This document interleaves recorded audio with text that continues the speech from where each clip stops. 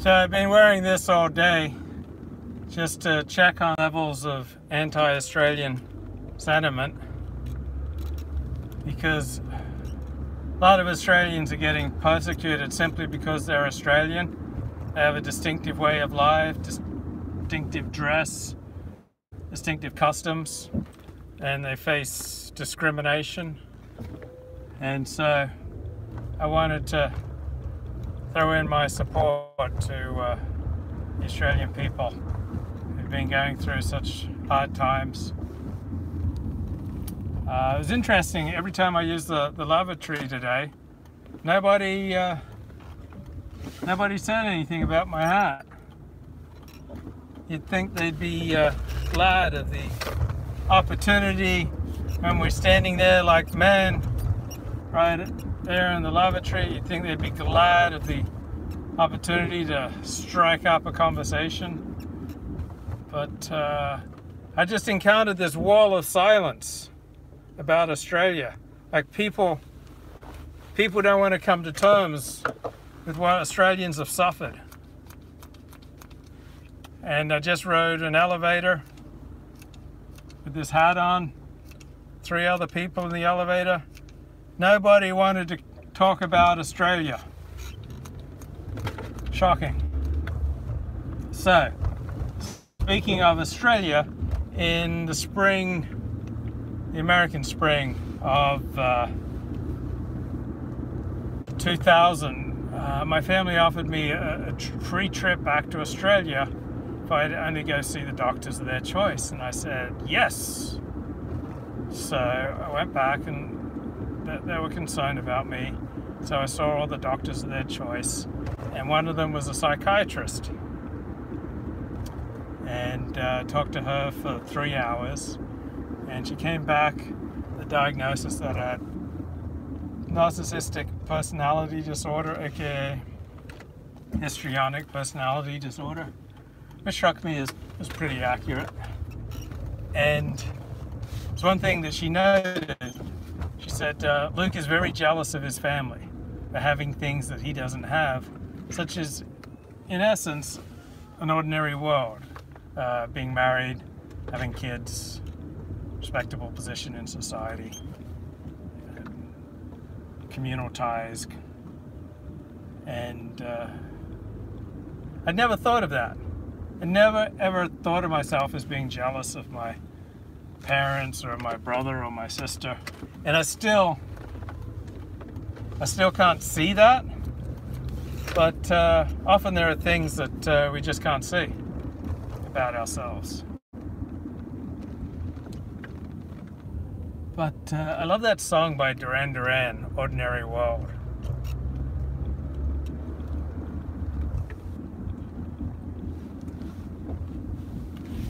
And I think it's like a really good song for addicts, because I've had no experience with alcoholism or drug addiction. Like, I've never touched those substances.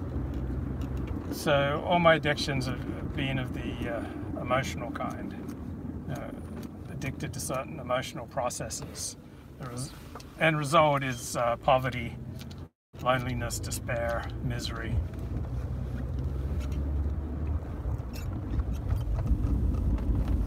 And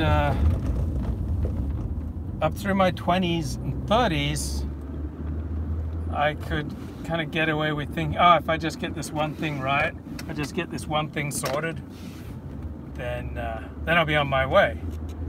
And the gap between my life and the lives of my peers wasn't that large in my 20s. It wasn't even noticeably that large in my 30s. But by the time I hit my 40s, then the gap had become painful.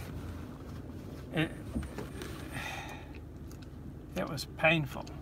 It was big, and I'd really feel it on Sabbaths and Jewish holidays, when people in my community, they had family and friends and ties and bonds and people to get together with, and I was feeling just isolated, because on the Sabbath, due to Orthodox Judaism's prohibitions of all sorts of things, including initiating electricity, there was just no way of distracting myself from my problems, from my loneliness, from my inability to bond, to build a family, even just to build communal ties. And so at age 44, I think I started going to 12-step meetings. Because even though I'd had 10 years of psychotherapy, life just wasn't working. And I had confidence that there was this ordinary world out there that I had yet to find. Like an ordinary world of creating and building a family and being. So this is how Duran Duran puts it. But I won't cry for yesterday, there's an ordinary world somehow I have to find. As I try to make my way to the ordinary world, I will learn to survive. Love that song. It's like a great anthem for addicts. Like we just want that ordinary world.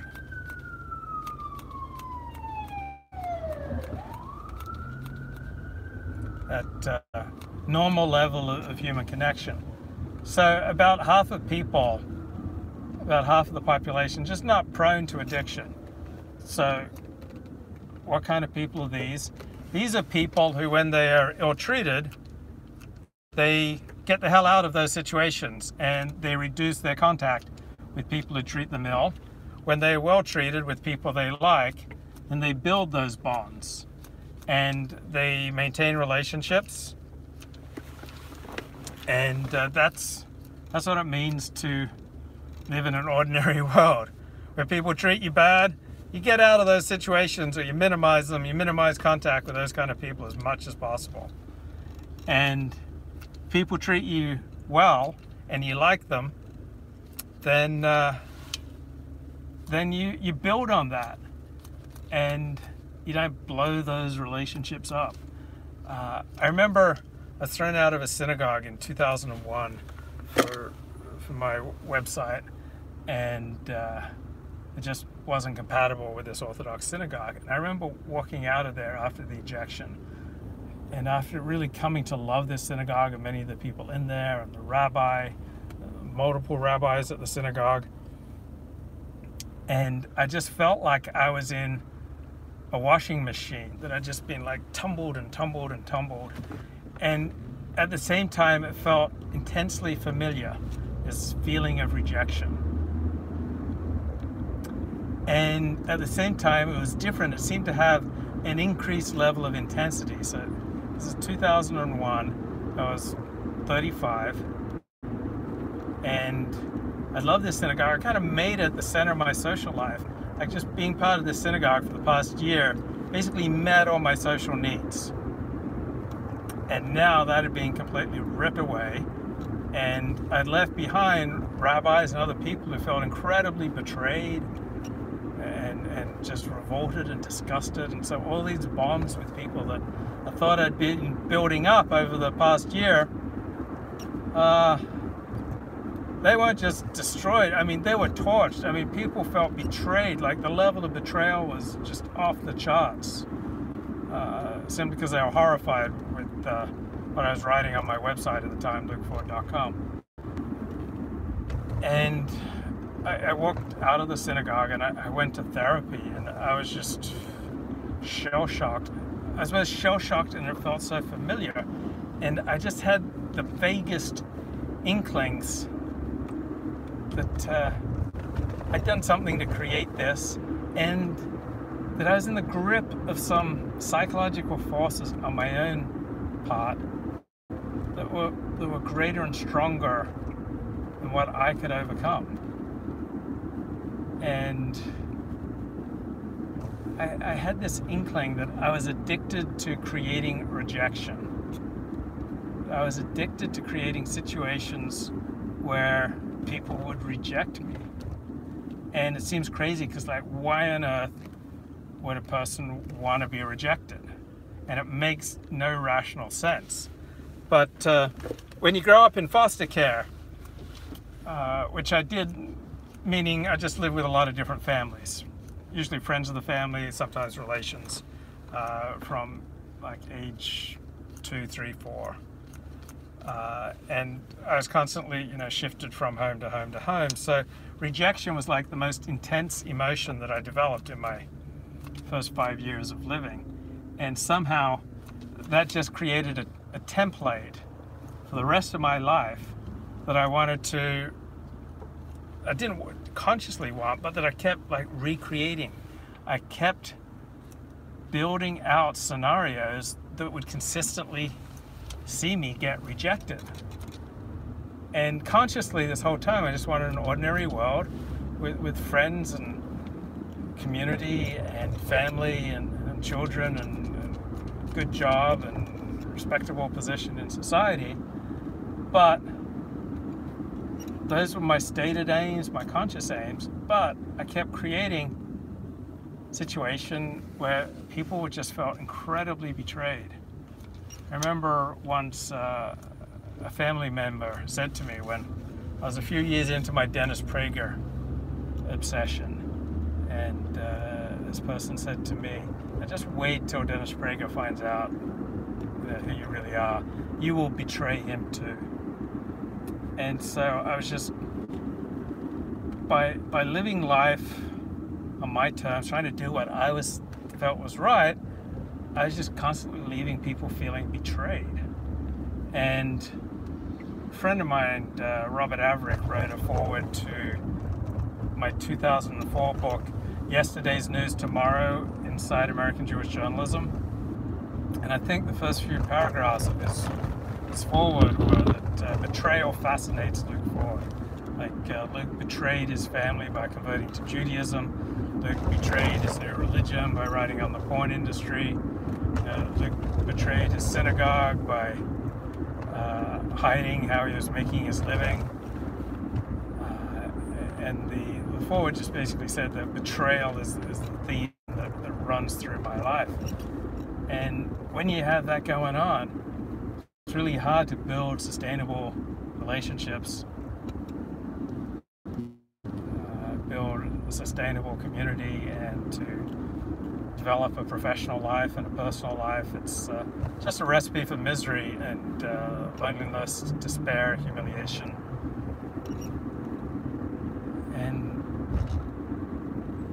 when I was in those horrible emotions, I would just long for this ordinary world that I was just so sure was out there. Well, I saw it out there. I saw lots of people enjoying this ordinary world of like an ordinary, normal level of human connection.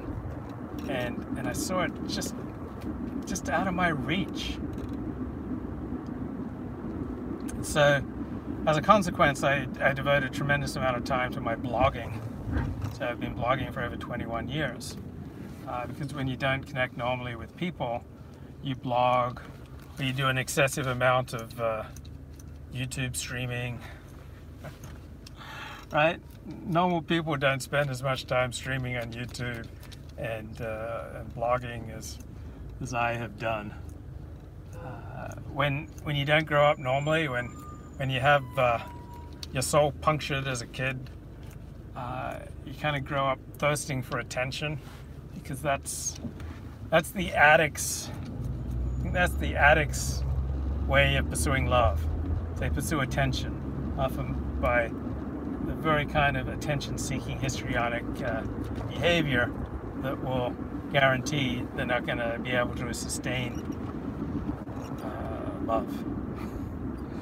So I noticed when I wrote about the porn industry, the porn stars would talk about having thousands and thousands of fans, but the very behavior that got them tens of thousands of fans was the behavior that would keep most decent men and most decent people away from them. Not just for the 6 months that they're in the porn industry, but for the rest of their lives.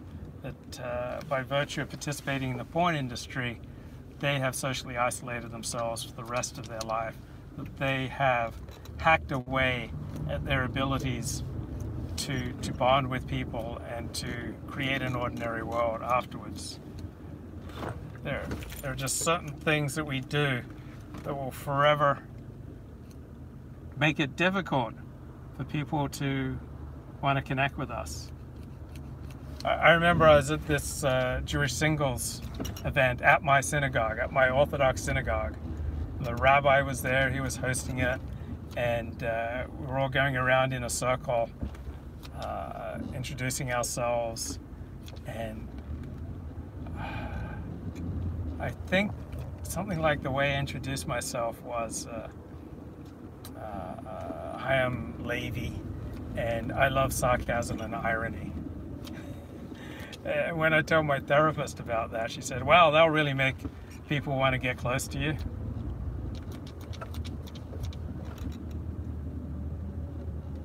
And so we can't help but bring people into our lives, tend to be about the same level of mental health as us. So I've tended to have had girlfriends who had fathers who were sex addicts, and they were working out their demons, and I was working out my demons, and temporarily that big hole in my soul felt filled. Like I had someone to hold and to care for, and someone who cared about me, and that would last great for a few weeks, even a few months. But eventually that stops filling the hole in your soul. So you get the girlfriend and you hold her close, and you have someone you can tell all your intimate fears to, and your feelings and your hopes and your dreams, and you just feel calm and happy. But not many people are going to come along and provide you with a corrective emotional experience. Generally speaking, you're going to have to do that hard work on your own with a great therapist. Okay, most therapists aren't great, just like most plumbers aren't great. Or certain spiritual practices or 12-step programs can help. But in the end, no one's gonna do the work for us. No one's gonna come along and rescue us. No one's gonna come along and provide that emotional corrective experience that's gonna fill the hole in our soul. If it is to be, it is up to me, and it's up to me to recognize I need to get help. And that's the beginning, recognizing that I have a problem.